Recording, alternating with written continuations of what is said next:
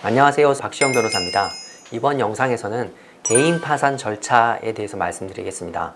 서울회생법원의 홈페이지를 보면 도산 제도 안내 중에 도산 절차 소개가 있고, 도산의 5가지 유형 중에 개인 파산 절차에 대한 설명이 있습니다. 여기서 개인 파산 및 면책 절차 흐름도가 있는데 이걸 보면서 말씀드리겠습니다. 먼저 파산 면책 신청이 있습니다.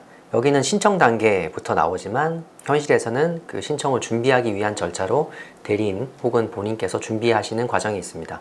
가장 먼저 채권을 확인을 해야 되고, 부채 발급까지는 회생 절차랑 동일합니다. 약간 다른 얘기인데, 회생이랑 파산이 애매한 경우가 있습니다.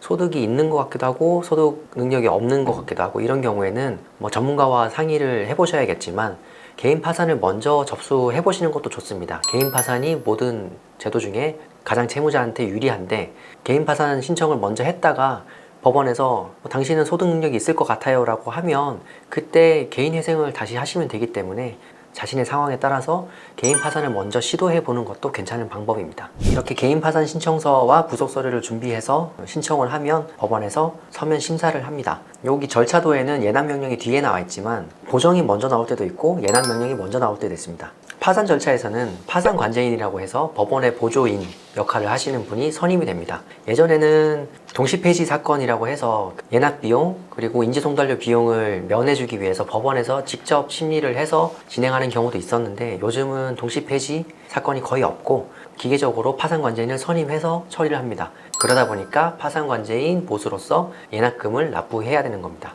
예납금은 보통 30만원에서 50만원 사이에 정해지고, 사업자였거나 법인 대표이셨던 분들은 더 올라갈 수 있습니다. 개인 파산을 진행하시면 초기에 이 예납 명령이 나오기 때문에 이 예납금에 대한 준비도 꼭 하셔야 됩니다. 서울은 접수 후 한두 달 정도 있으면 예납 명령이 나오고, 지방은 좀 더 걸리는데 길면 1년까지도 걸리는 경우가 있었습니다. 그런데 예납 명령이 이렇게 늦게 나오면 본인이나 대리인이 체크를 해줘야 됩니다. 법원에서 잊고 있는 경우가 있기 때문에 그렇습니다. 다음으로는 보정명령입니다. 보정명령은 법원에서 혹은 파산관제인이 궁금한 사항을 당사자에게 묻는 과정입니다. 개인회생 같은 경우는 보정명령을 다 대리인 사무실을 보내는데, 개인 파산은 파산관제인이 직접 당사자에게 보내는 경우가 있거든요. 파산 절차에서는 파산관제인 면담이 있는데 대리인 사무실을 통해서 일정을 확인하는 게 번거롭기도 하고 해서 면담 일정을 안내하면서 당사자에게 직접 보정을 내리기도 합니다. 그래서 대리인만 믿고 있지 마시고 법원에서 오는 메시지나 전화를 잘 챙기셔야 됩니다. 물론 이러한 서류를 준비를 잘 못하겠다, 이해를 잘 못하겠다 하시면 대리인 사무실에 요청하셔서 협조를 받으시면 됩니다. 이런 보정 과정을 거치면 파산이 선고됩니다. 파산이 선고됐다는 것은 그 채무자가 파산자가 됐다는 의미고, 이때 파산관제인이 같이 선임돼서 채무자의 재산에 대한 조사를 시작하게 됩니다. 파산관제인은 채무자의 재산이 불법하게 처분된 게 없는지, 다른 면책 불허가 사유가 없는지를 조사하고 이후에 법원에 1차 보고를 올리게 됩니다. 파산관제인이 법원에 1차 보고를 올리고 채권자 집회가 잡히면 채무자가 법원에 출석을 합니다.